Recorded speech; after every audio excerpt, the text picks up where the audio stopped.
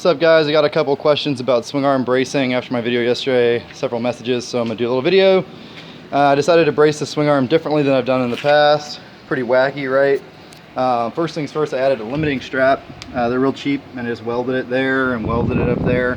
That's the easiest way to do it. People say that's ghetto. If it breaks, I'll agree with them. If it works, they're wrong. Now it'll be fine though.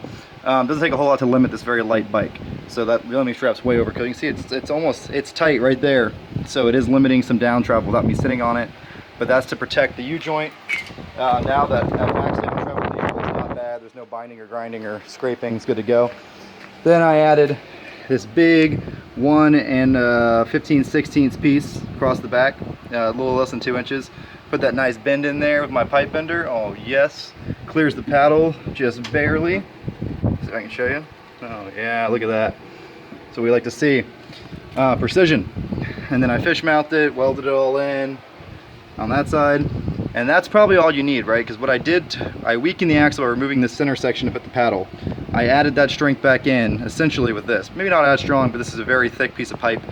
It's good to go. Also, it gave me thought about this after the fact, I welded a ball on there, now I can pull a trailer with a paddle.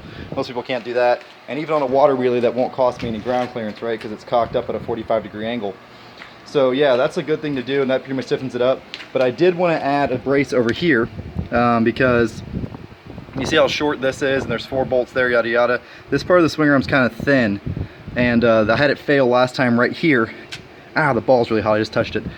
So I went up as far as I could without having to pull the swing arm off and welded it way up there. So that does 2 things. It'll keep this from wanting to twist that way, which really can't with this, and it'll also keep some of the shock force from this part of the swing arm along there, right, to help hold the back of the bike up. But with that tied into here, there's an extremely rigid rear end setup, and it's all welded. A lot of people use joints and stuff, which I think is pointless. If you're going to have some joint in there, you're going to have some give. It's eventually going to lead to weakness. So it's like, oh, how are you going to service anything? Well, pretty easy. Okay, so this is welded to here, right, and that's welded to there. Those 2 bolts there are bolts, but that's also welded. So the way you service it is you got to unbolt the paddle, slide the axle all the way out. You can take the diff right off just like a 3-wheeler, because on a big red 3-wheeler this is all one piece, right? And then this is going to be hanging out there based off of this, but you can change the bearings just like that. You can change the bearings on there like that. You can pull the swimmer if you needed to. The main thing you got to do is change the diff, or if you break an axle shaft, but either one of those things are just about as easy to do as before. The only difference is you have to pull the paddle off now, which in my opinion isn't that big of a deal. I'm pretty happy with how it came out. Very unique looking.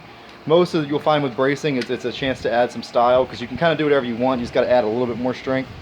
And yeah, I'm pretty happy with how it turned out. You really don't need a brace from here to here in my opinion, because you have 4 bolts right there. That tube is very strong. Mine's double sleeved, and this is such a short lever arm.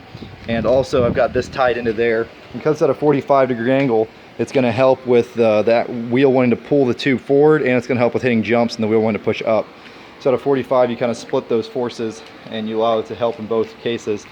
And you keep it from being too close to the box, and you keep it from rubbing when you do a water wheelie. You never want something sticking straight out of the back of the bike, like a factory hitch, because as soon as you do a water wheelie, it pushes you back down, digs into the rut. That's no good. But yeah, this 300EX shocks rides really nice. It's got a nice bump stop up in there. So this, I already had it weighed down. This will stop about 1.5 inches from here, so even with the trailer on there, shouldn't be too worried about hitting my box. Even though with my old lift setup, the paddle hit the box is already kind of screwed up, so I'm not real worried about it.